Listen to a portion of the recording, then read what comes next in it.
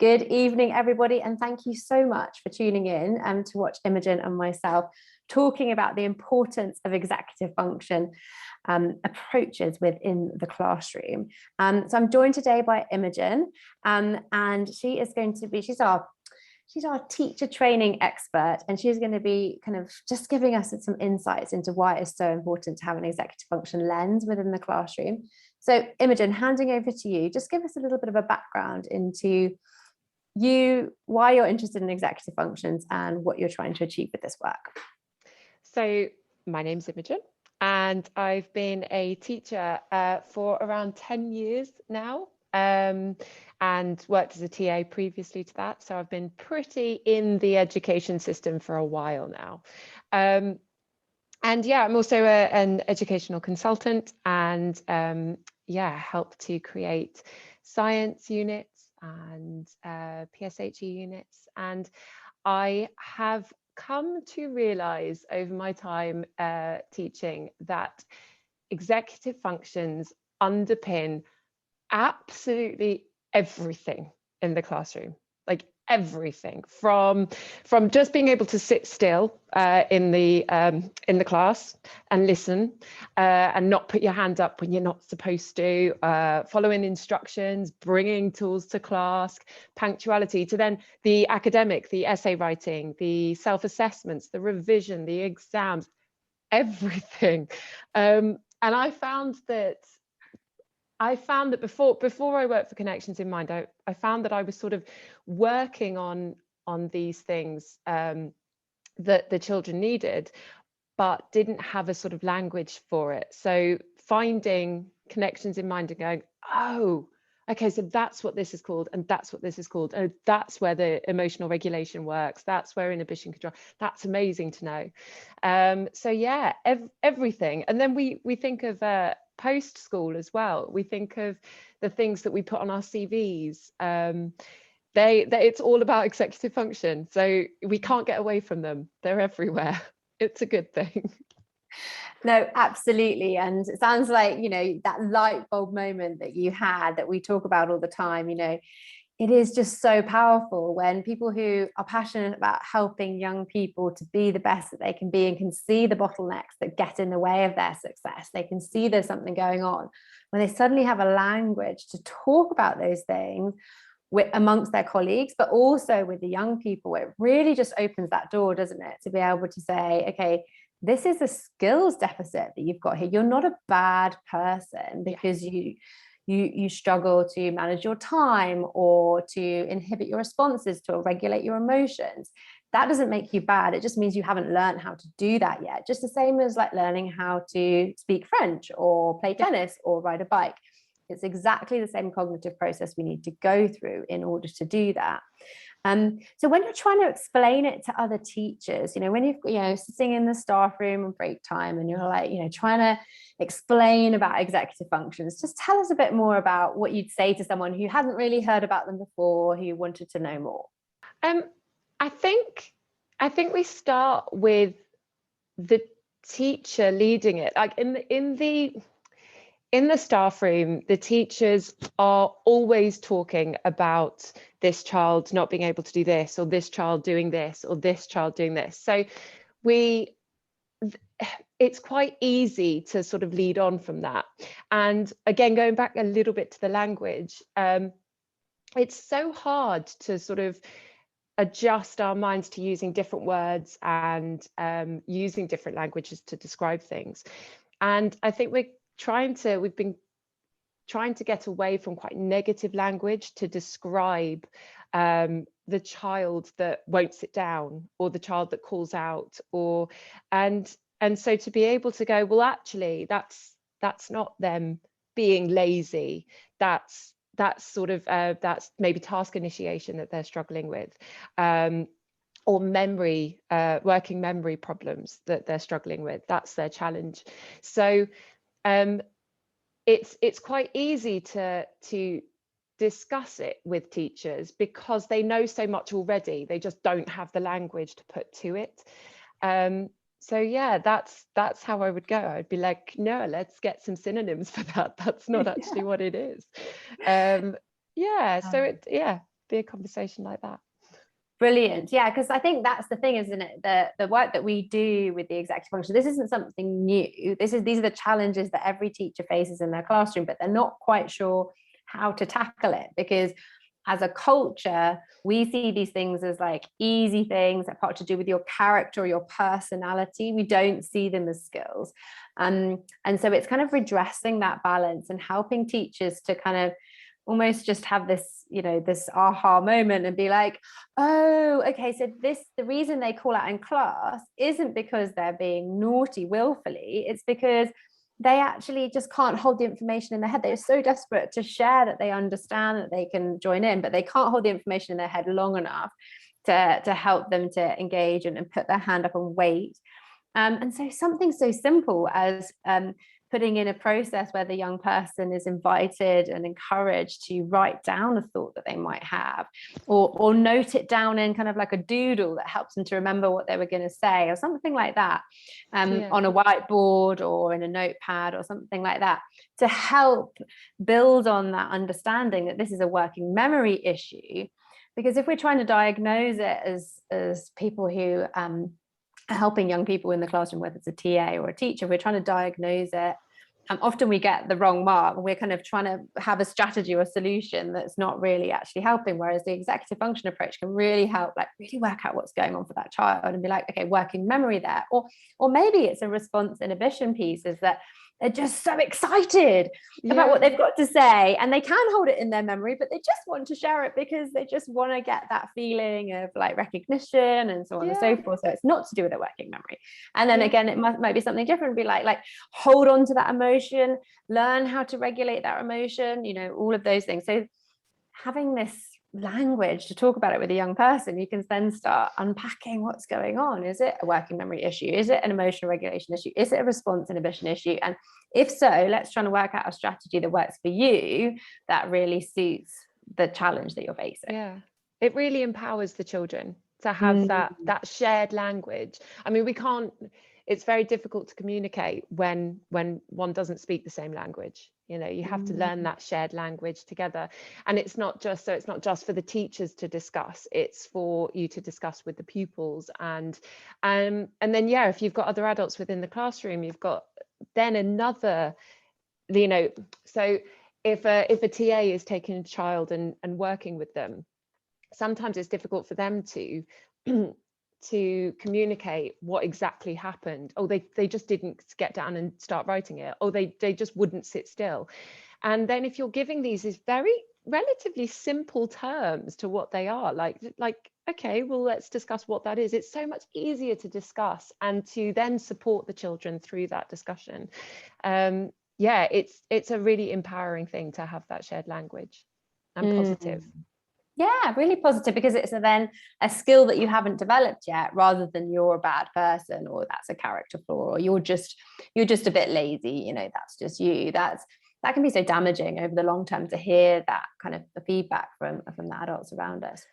So on that, and what we can do to support executive function development. So we've talked about the positive things that teachers can do within the classroom, having that language, talking to young people about it, helping co-develop strategies is a really important part of the work that we do. But also the research is very recently finding that underpinning our executive functioning, our brain's ability to use the prefrontal cortex to regulate our emotions, to inhibit our responses, to think flexibly, is this need to be in a safe space, to be well fed, to have slept well, and have all our basic needs met. And I know we've talked about this many times, but it's so interesting how this feeds back into this common, well understood part of all of our teacher training. No matter when you did your teacher training, if you're a teacher these days, you're familiar with Maslow. You understand the hierarchy of needs. So let's just talk a little bit about that, and how the executive functions kind of get involved, and what impact that kind of hierarchy has on learning. Well, that the academic part of school is so at the right at the top of Maslow's, isn't it? And I'm sure we could come up with another model, something like like the hand model, to explain it, that if all of those sort of things that underpin it are offline, that top bit doesn't work. And I think that the amazing thing about the executive functions is it spans so many different things. So things like emotional control, and so many things that also speak to well-being. And we also know that when they're not looked after, when a child isn't looked after, or there's some trauma there or difficulty, even if it's not had enough time to eat at home, they come in and their executive function, it lessens it, doesn't it? It's a lot harder to engage in the lesson. And again, them being able to communicate it, and them being understood by the teacher, going, okay, well, you've come in and you haven't had your food, or you've come in and you've had a really rough night at home, or whatever. Just make sure that they're in a safe space. So for a teacher to then be able to understand why somebody is finding it so difficult, finding engaging those executive functions so difficult, almost helps them engage their executive functions. Like it's because it makes them feel safe, and they're able to sort of climb that hierarchy. Yeah, so powerful. And we often talk about the power of empathy, and that can be just recognizing for a young person and being, okay, you didn't sleep well last night. That means it's going to be really hard for you to get involved in the lesson. So let's take it steady today. This is my expectations of what I think you could get done. Just, being there and understanding, rather than that kind of more confrontational approach, which is quite traditional, which is kind of like, if you don't do what I say, then you're going to get these repercussions. That just reinforces the whole fear, that sense of stress, which will then disconnect our executive functions and will kind of spiral out of control. And that's why you see children who haven't slept well, who haven't eaten well, and they're confronted by an adult, they spiral out of control. And then it becomes this, this massive mess where everyone's dysregulated and it's not working out for anyone. So that empathy piece of stepping in and just thinking, okay, how can I feel with this child and what they're going through right now? Doesn't mean not having boundaries. It just means saying, okay, I get it, I understand, and I'm going to give you some parameters to work within the classroom, within our normal classroom rules, which is not going to push you beyond the edge of where you can function. And being understanding and empathetic about it, I think is really important. Yeah, I think with you can even have teachers who are very empathetic, but don't quite know how to support in those small chunks that the child needs, and not necessarily small chunks as far as their work is concerned, but chunks as far as their executive functions are concerned, as far as their emotional control or their impulse control is concerned. And if we can chunk that down, then it makes the child happier. It links to the sense of achievement, doesn't it? And therefore it's going to make them, they're going to be in a better place to do everything that day, regardless of what's happened in the morning, or if they haven't eaten or they haven't slept, or all of those kinds of things. So yeah, it's a very powerful tool. And I think we sort of expect children, they do develop, they develop naturally. Obviously there is a huge amount of individual differences when it comes to development, but we still need to explicitly teach these. I think a lot of the time when children are younger, parents or guardians, carers, they take charge of those executive functions, and they sort out their organization and their prioritizing, and they remember things for them. And then as time goes on, obviously that they take a step back, and then we expect the child to already have those skills. So we need to make sure that we're explicitly teaching them how to do these things as well, because it's not yet explicitly taught within the classroom, even though it links so clearly to study skills and then being able to be self-regulated learners. So it's so important that gets done as well, really key to their success. Yeah, autonomy is absolutely key. And the characters of mind, we talk about 3 stages. We talk about connect, which is what we talked about, the empathy, really understanding the person, really using that language to connect over the challenges. Then we have the collaborate stage, which is like working together with a young person, giving them autonomy to learn these things and helping to upskill them.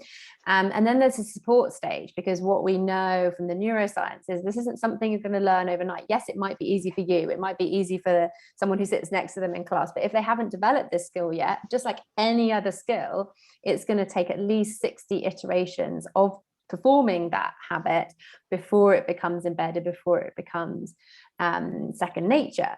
And so that support stage is often the most important part. And at school, we can provide that because we have routines and we have the way that we do things. And if we can set things up for these young people where they begin to develop these skills over a long term, it's so powerful. And it doesn't need to be a huge intervention. It can be like, 1 minute a day.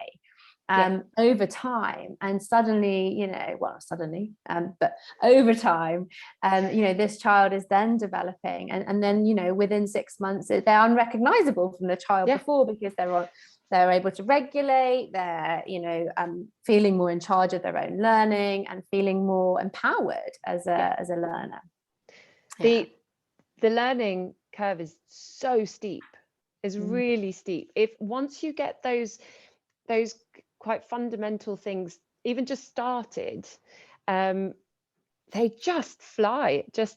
I've seen it in the classroom so often, and sometimes you're able to do it as a whole class, because absolutely everybody benefits from this. And sometimes you've got children that just need that little bit more support and need to just sit down and have a chat about it, and do those one-to-one strategies that will support them. But once you've given them that, the impact it has on everything day to day, their socialization in the playground, the academic work, just the routines that school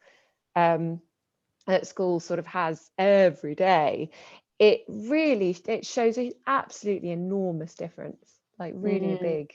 It's quite incredible to see. The perfect environment to do these things. So I can't believe it. We've come to the end of our time already. I'm always amazed with these things. But thank you so much for sharing your insights into this. It's been an absolute pleasure to talk to you. If people are interested in what we had to say, please do have a look at what we can offer. We have got some training that's coming up at the end of November. It's a 3-part training. So it's in November, February and May next year. Which really takes teachers through how to embed an executive function approach within their classroom, and does it in a staggered way where you're learning and building on that learning over time, and you go home with some things to practice within your classroom. So if you're interested in that, please do get contact. If you're interested in any training, we've got all sorts of things on offer. We've got an introduction to executive functions, which is a free course that we have. We do webinars, we do inset days, we do schools consultancy, and we do research projects. So there's something for everyone and what we can offer. So please do get in contact with Imogen or myself through schools@connectionsinmind.co.uk, and we'd be delighted to get in contact with you.